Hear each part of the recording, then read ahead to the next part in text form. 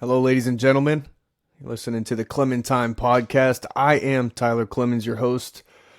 Per usual, on all these podcasts, that if you've watched them, you know that I'm the only person that's going to come on here and talk to you. So if you are listening, I really appreciate it. This is strictly for fun, strictly my opinion, and I'm going to be wrong at some point in time, which I have been wrong multiple times, but I don't feel too bad. I'm just looking back at all of these experts' picks for CBS, and I'm not faring too bad with my picks against the spread, a cumulative record. So, I've had some 7-7, some 6-7, some 6-10s, some 7-8s. I've had a lot of those, and I really thought that I was going to be shitting the bed with my overall record, and that is not the case.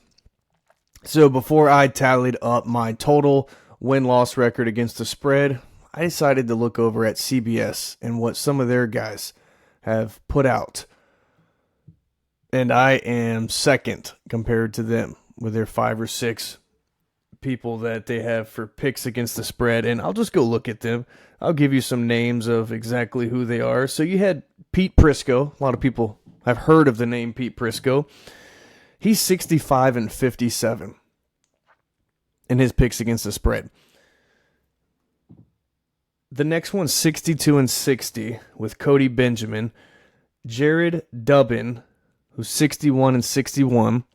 Then we've got Ryan Wilson, 66-56. John Breach, 57-65. Move this over. Tyler Sullivan, 55-67. Dave Richard, 65-57. Sorry, 55-67 for Tyler Sullivan. 65-57 for Dave Richard. And Jamie Essenberg is 57-65. So, I guess what I'm trying to say is there's experts that are paid to do this job every week, every day, all the time. This is literally their job. And I'm 65-56, and all I'm doing is watching the games and making my picks. And some of these guys are dead on right, and some of them, their picks look absolutely crazy. So, what I'm telling you is all strictly opinion-based. There is no right or wrong, really, except the outcome, whether you get it right or you don't. But this is just who I think is going to cover the spread. So I'm going to continue to do that, still try to give a little bit more football talk and why teams might be the favorite and why they might be the underdog, or why I would take them to cover the spread and, still possibly lose. So very weird to pick that, but there is some this week on this week 9 slate of games that's going to be tough to predict. We've got a 13.5 and we've actually got 3 double-digit spreads this week. You have New Orleans at the Rams, Chargers at Tennessee, and Carolina at Green Bay. These are all 10.5 plus favorites, which is insane. And I'll talk about those, and I'm going to pick some big-time favorites, and I'm not in another case. So we're going to get started right now. And, of course, the Miami Dolphins start this Thursday night week off against the Baltimore Ravens. And we've had some luck against the Ravens. Dolphins had their big comeback a few years ago, down 35-21 or 38-21. Tua's best game of his career. He's never lived up to that performance ever since. And it's something all Dolphins fans have obviously been looking for. So, minus 7.5 favorites for the Baltimore Ravens going into this. Just being an optimistic Dolphin fan, but I'm also realistic. I thought the Dolphins would build on what they did last week against Atlanta.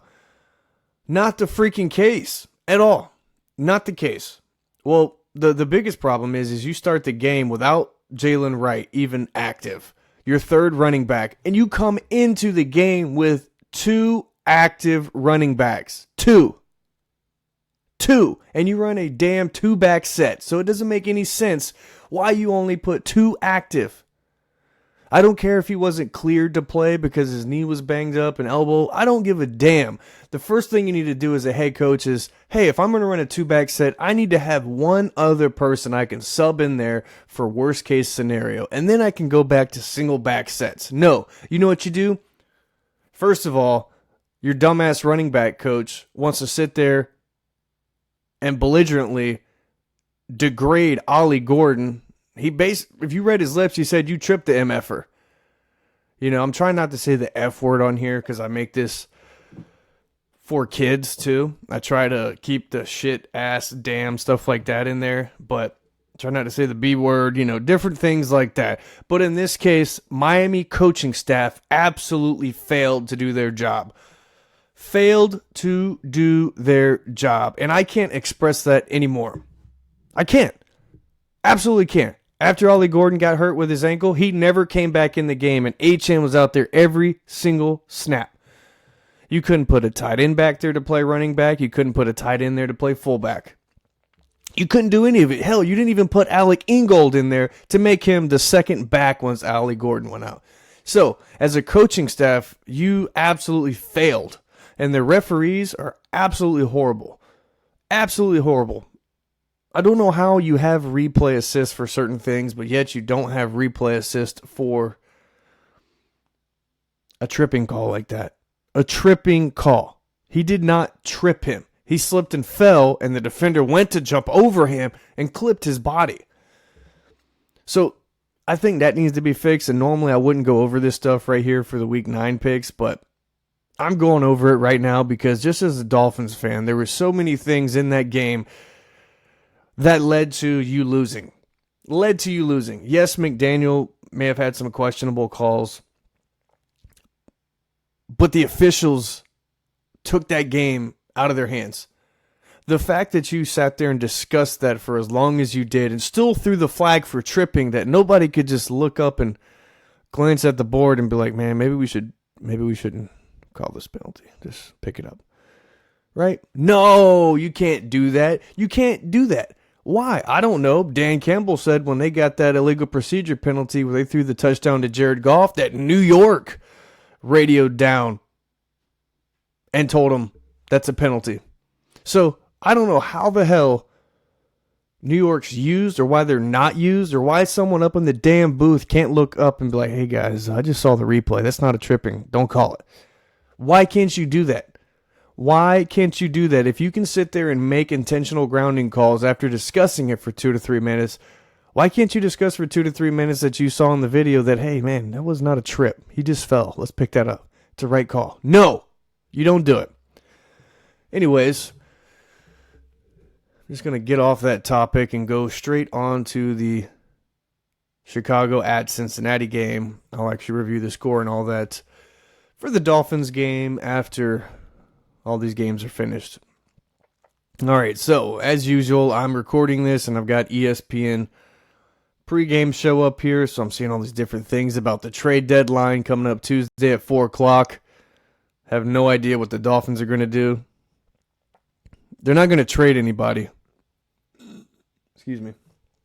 But they are looking or listening, I should say, to offers. And they're willing to possibly trade Jalen Waddle for a first-round pick and more. I mean, basically you're saying, yeah, we'll trade him. Only if you give us this, though. But we're not trading him unless we get this. I mean, that's essentially what you're saying. So the only way you're going to trade somebody out is if you're getting multiple picks for it to build the future. Because essentially at this point in time, the Dolphins are absolutely out of any type of playoff contention. And I can say that without any hesitation. So, Chicago at Cincinnati.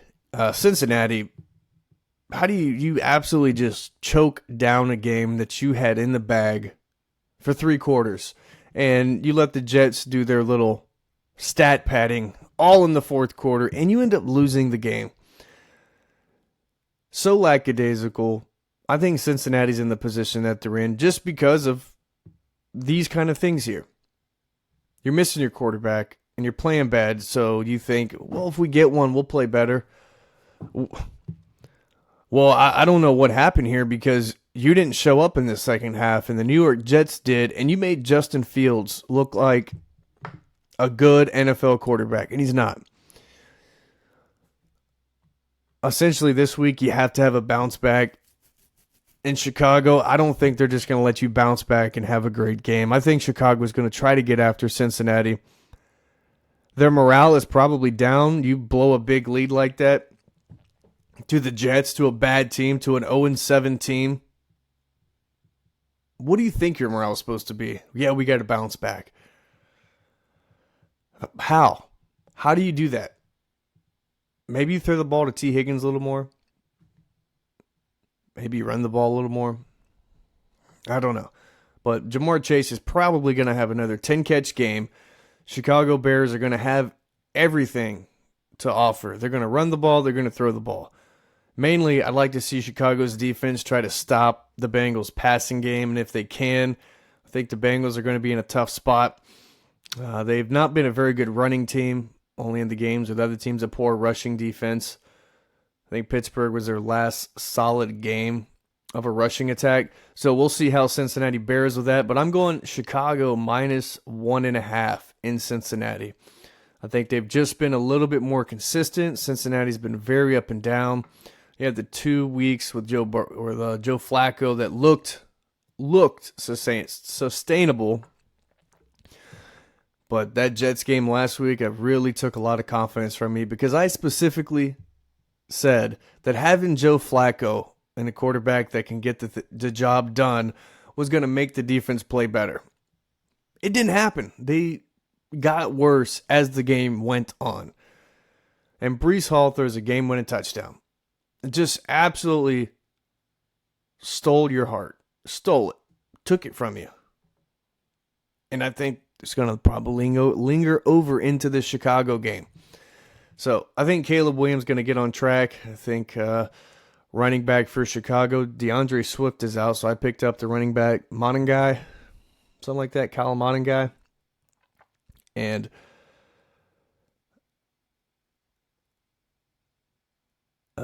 Aaron Rodgers got hurt during pregame warm-up, so luckily I'm not starting him. So let's see what happens here. I'm going to keep my eye on this as we've got 8 minutes till kickoff, and that was 9 minutes ago. So we got about 18 minutes in between when that was called and now to see what happens, if Aaron Rodgers is going to play or not. Very, very strange situation there. We'll keep eyeballing that. That might change my pick in this game. So maybe by the time I get to that pick, I will change it. And I think it's done me well to pick the games this late because we still have players that are getting rolled out as of today in this game. And I think some of them play a big favor into who is going to win.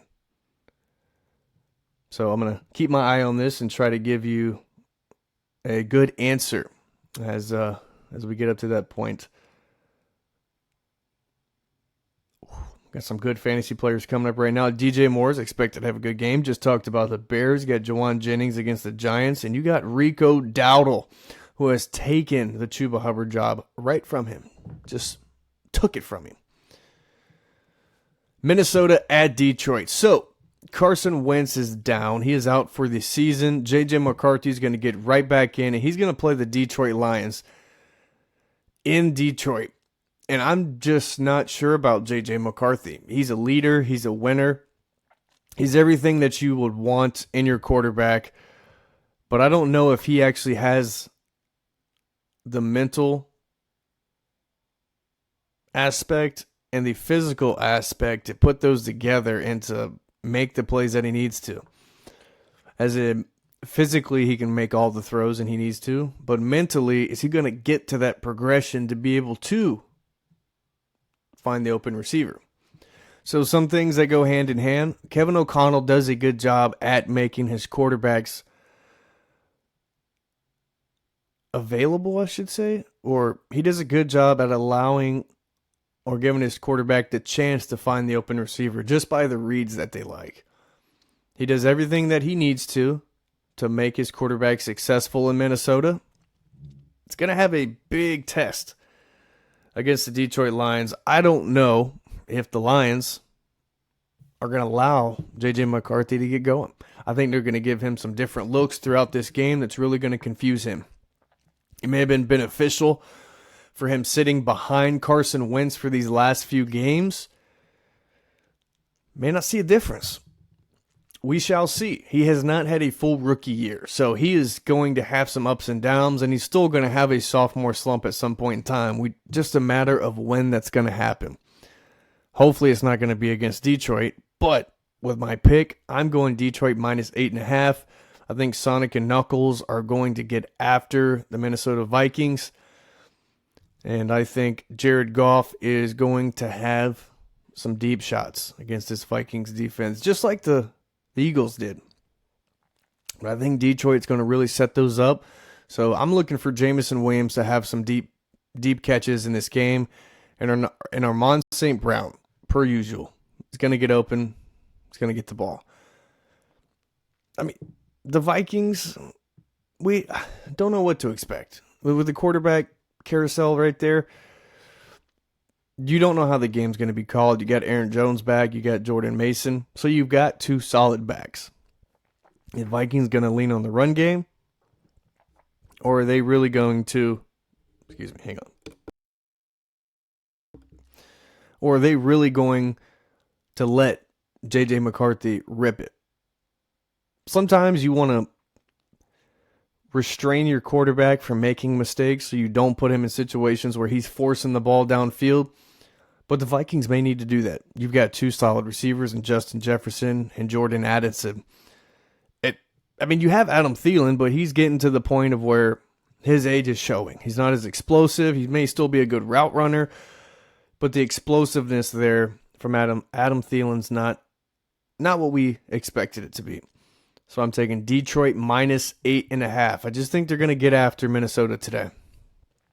All right, here we go. We're going to start with the first double-digit favorite in this game, and I'm having a hard time picking the favorite, is Carolina at Green Bay. Green Bay's minus 12.5 going into this game, and they looked really well against the Pittsburgh Steelers. But what has the Packers always done? When there's games where there should be a tight matchup and it's going to be competitive, they just completely outplay the other team. And then when there's games where they should absolutely handle the other team, they don't. They play like crap. And you have a team on the other side, and the Panthers that for some reason just play a whole lot better with Bryce Young in there. With Andy Dalton in last week, the passing game was a little bit better, but the overall team play was garbage. And you played the Buffalo Bills, who were coming off, I believe, a losing streak. So they essentially were bouncing back and going to get after the Panthers. And they did. So you can't really look at last week's game and then try to decide that Carolina is going to lose to the Green Bay Packers by 13 points or more. I just don't see it happening. I think the Carolina Panthers are going to get after this pass rush of the Green Bay Packers by running the ball with Rico Dowdle. What that's going to do is that's going to slow down the pass game. Then you're going to get play action pass with Bryce Young. And I think the Panthers are going to have some success down the field with these play action. Yes, I've talked about Bryce Young being short, but play action is going to get you outside the pocket. It's going to allow him to see his receivers with no defenders in the area. I think that's going to be beneficial to Carolina. Green Bay still up and down until Josh Jacobs becomes the guy that he was last year for the Green Bay Packers, where they're just feeding him the ball, getting it to him out of the backfield. I don't see Green Bay covering this 13-point spread. Panthers are a better team than anticipated. And last week they looked like they were a garbage team. They really did. I don't think that's going to be the case. Panthers have something with that head coach, and I think he's getting the best out of Bryce Young with his play calls. I'm going to take the Carolina Panthers plus 12.5. This minus 12.5 against the Panthers is too much for me. Too much. On to the next double-digit spread. And this one I am comfortably going to pick the Los Angeles Chargers at Tennessee. The Chargers to beat Tennessee minus 10.5. Why? The Titans are so bad. And I feel terrible for Cam Ward that he has to endure this. But it's going to make him much more better as a player and as a person. If you can start to have some success with what you have now, just wait until you have the right pieces on your team. Whether it's an offensive line, whether it's the right receivers, whether it's getting a better defense. Cam Ward proved in college football that he made the Miami Hurricanes a possible contender last year. With just himself, he did most of that, and we're seeing that now. If you watched any college football yesterday, you know what I'm talking about.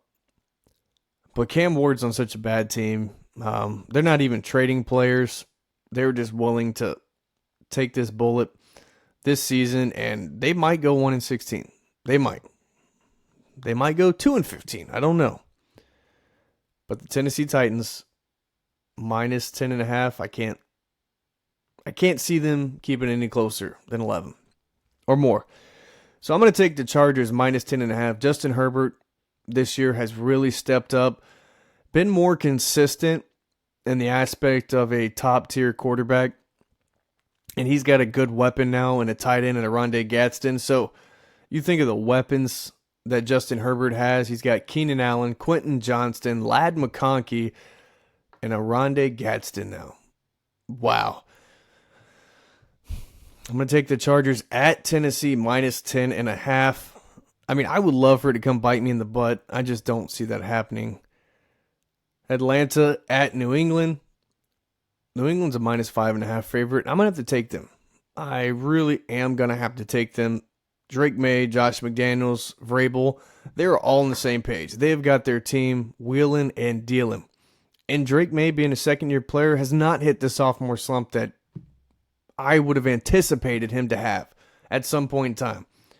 He has not even come close to having a sophomore slump game yet. And I think that's going to continue. Atlanta you get handled by the Dolphins last week, and you were the favorite. You just get handled. Absolutely handled. But you had Kirk Cousins in there. I believe Kirk Cousins, since the Achilles injury, has lost a lot of his athletic ability. I think it has changed how he throws, essentially. His motion's still the same, but I think the footwork and the transferring of the weight into your throwing motion, I think Kirk Cousins has lost some of that.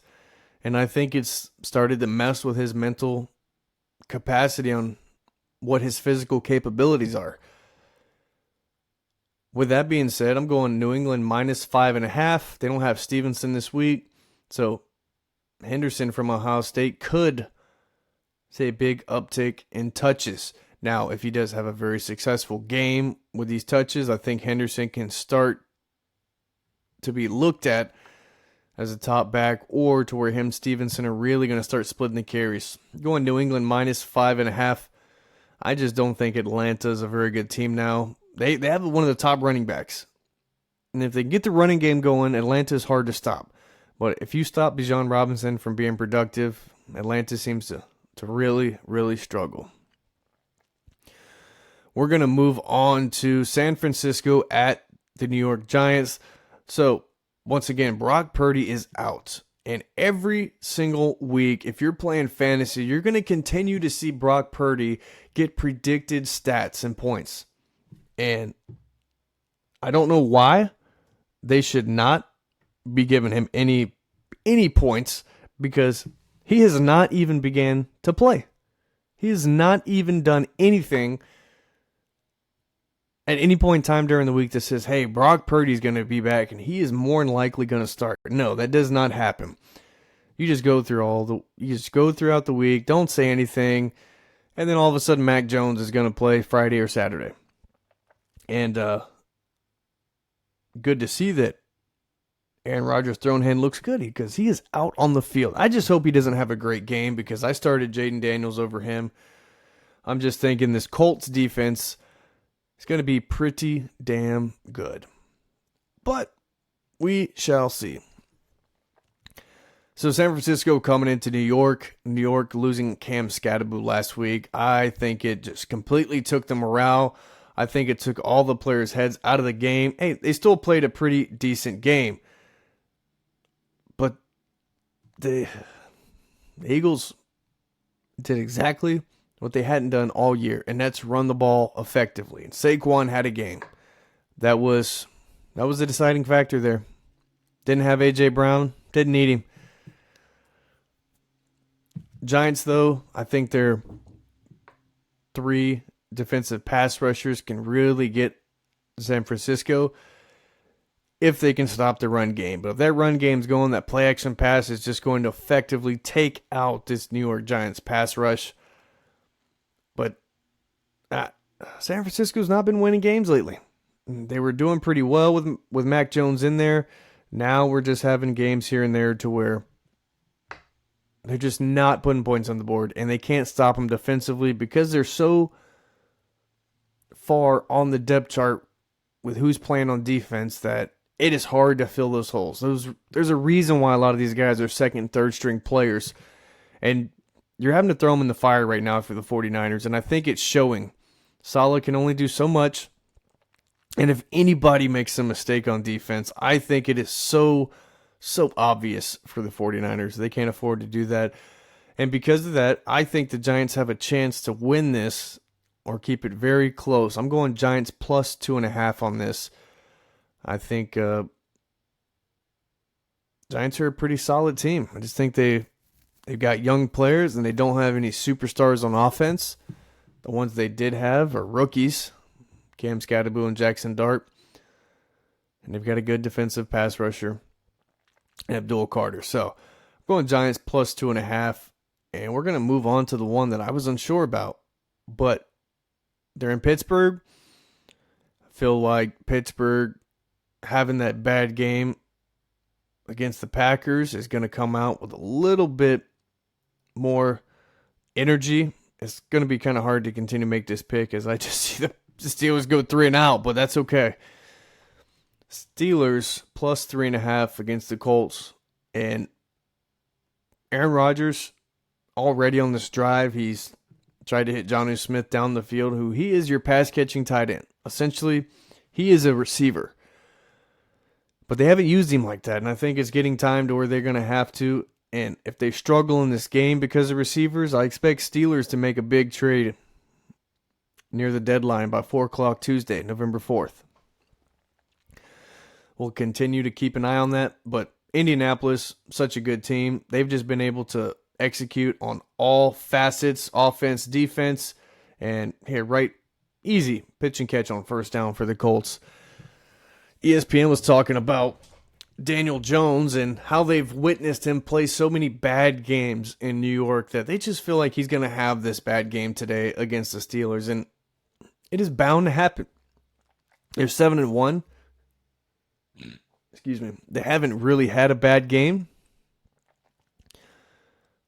So I expect Steelers to maybe, just possibly, force the Colts into having a bad game. We'll keep an eye on that because right now they are stuffing this first run by Jonathan Taylor. I believe they're going to sell all out to stop the run today. So we'll keep our eyes on that in this Colts-Steelers game. But I'm going Steelers plus 3.5. See if the Steelers can get something going offensively. And wow, the Bengals run a kickoff back. First thing in this game. Wow. Let's see if the Bengals can keep their offense going. But I got the Bears minus 1.5 in that. So we will see how that pans out. And so far, pretty good coverage by the Steelers in this game. Going Steelers plus 3.5. Last 1 o'clock game on this slate is the Denver Broncos at the Houston Texans. Houston's going to get Nico Collins back. They had a really good outing last week against the 49ers. C.J. Stroud was able to just dish the ball all around to everybody in the receiving corps. And you didn't see that before. I'm hoping that they will do that some more in this game, that they're just not locked on Nico Collins, because Denver is without Pat Surtain. But Denver Broncos are a good team. Bo Nix, he's a guy. He is a really good guy, really good quarterback. I think him spending all that time in college is what's going to allow him to be successful in the NFL. He's played a lot of football, more than most guys can say. I think Denver is going to go into Houston. They're going to continue with their defensive prowl and just get after Houston. CJ Stroud, if you get after him, he does not look comfortable back there. And we saw that a few games ago, which led me to pick 49ers to beat Houston last week. But, hey, I talk about it every week. It's any given Sunday, and I should have told my wife to pick up Alec Pierce because he has 3 catches on this drive, and he looks amazing. But who knows? He could do that right now and never do that for the rest of the game. So we'll keep our eyes on that too. I'm going to take Denver minus 1.5. I just think they have an all-around good team. They can run the ball well. They throw the ball well, and their defense is pretty good. Denver minus 1.5. All right, we're going to the first 4 o'clock game.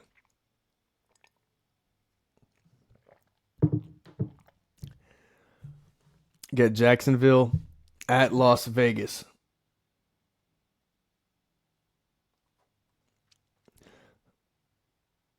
Oh, my mom. I'm a mom. My wife is so mad right now. Laporta. I don't know, I was thinking of my mom there for a second.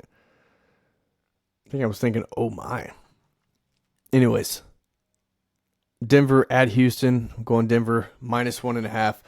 All right, next up we have Jacksonville at Las Vegas. This is going to be a good matchup in my opinion. I am going to go Jaguars minus 3.5, but what's got me in a little bit of a pickle here is that Vegas just got Tyler Lockett. Now, I don't know what that means to the aspect of Geno Smith is just going to have a breakout game all of a sudden because Tyler Lockett's there. I don't see that happening. But someone Geno Smith has chemistry with. So interesting to see how much he is actually going to play. His finger looks messed up. And he's not even fixing it.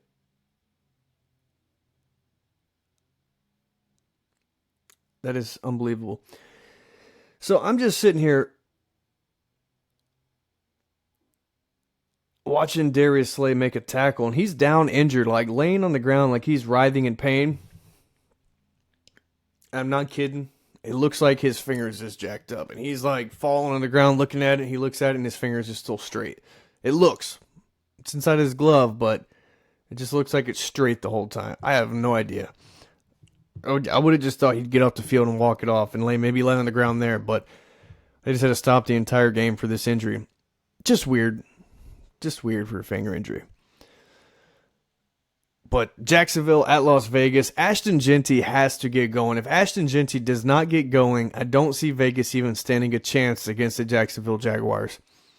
Trevor Lawrence is still having up and down games again. Brian Thomas is your number 1 receiver.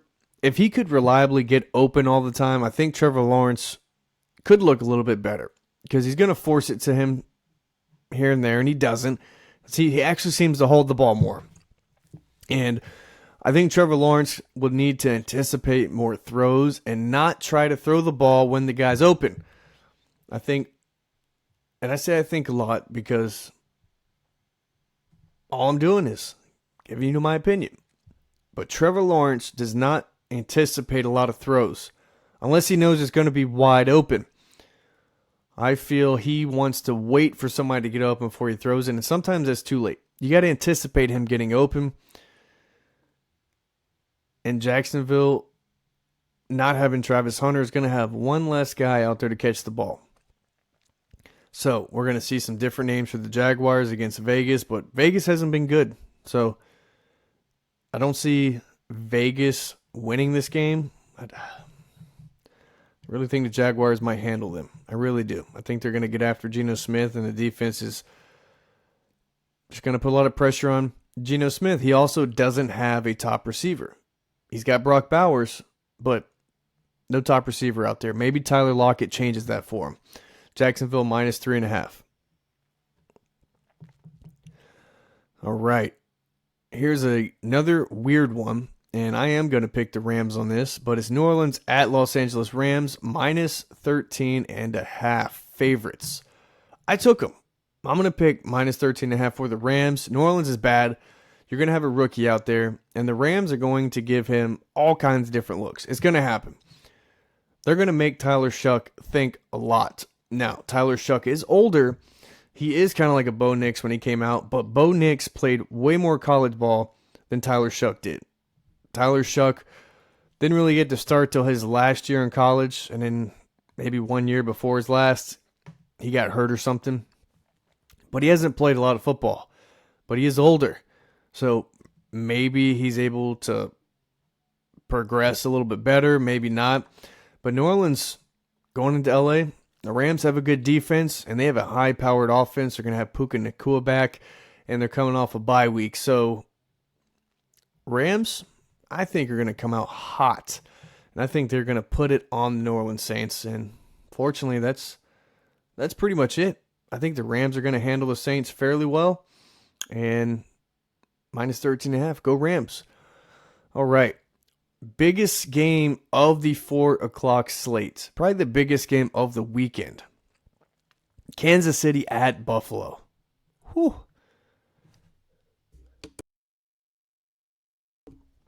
I'm going to try to use the muting of the mic whenever I get these weird burps of some sort that always seem to sneak up on me at the most inopportune times.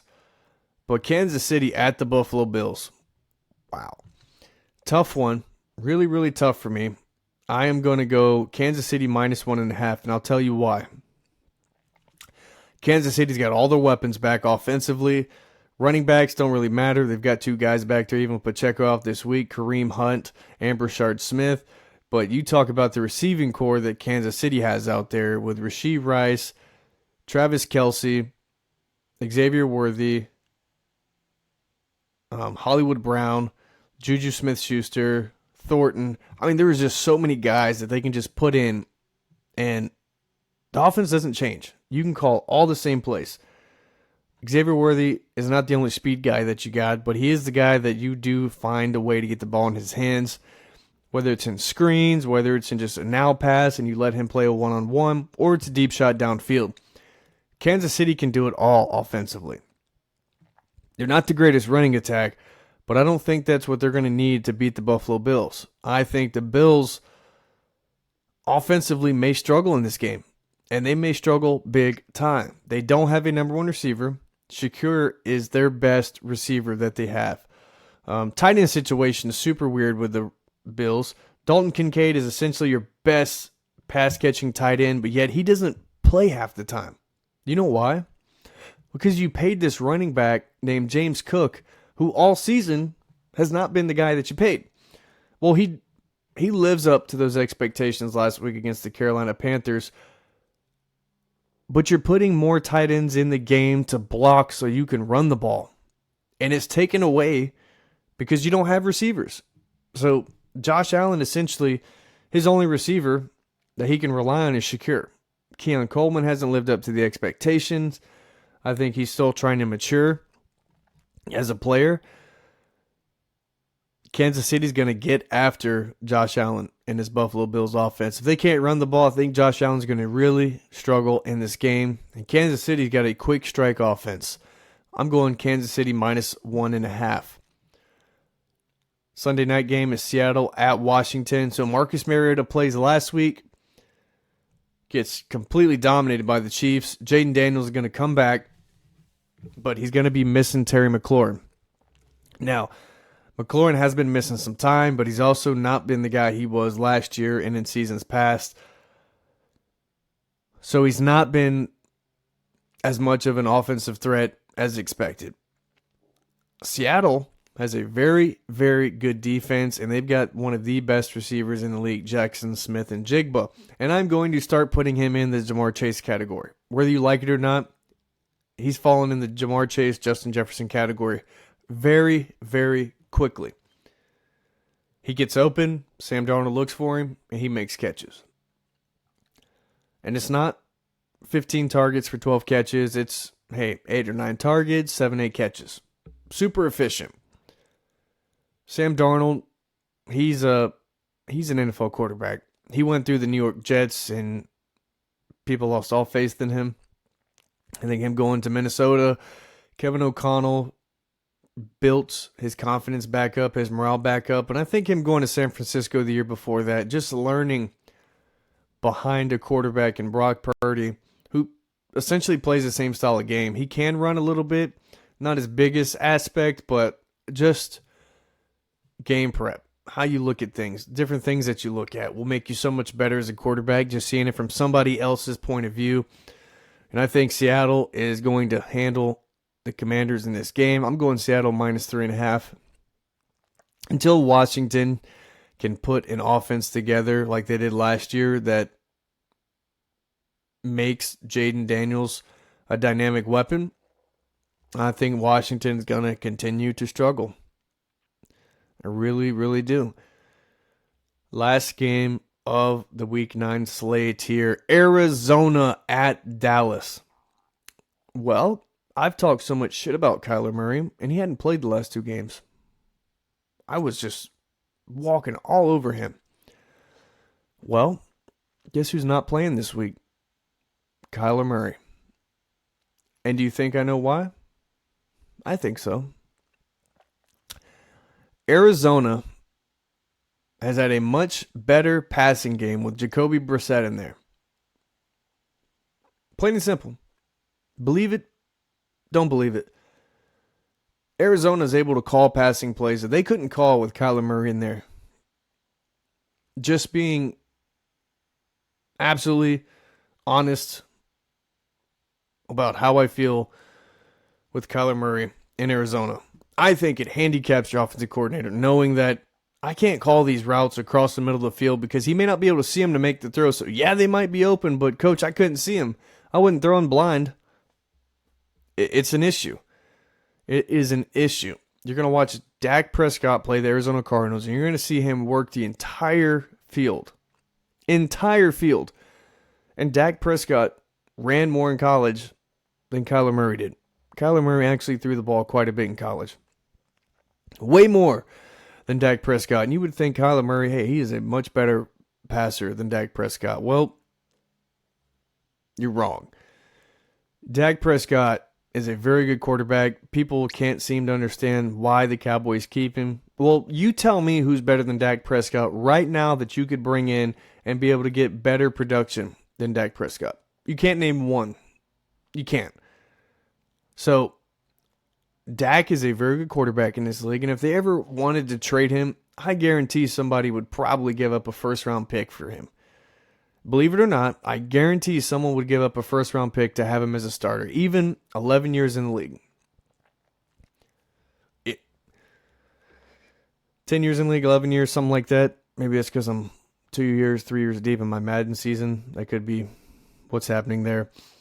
But Arizona's not been a good team. I just don't think they've got all the right pieces there. Marvin Harrison is a number 1 receiver, and he just does not get plays designed for him like a number 1 receiver at all.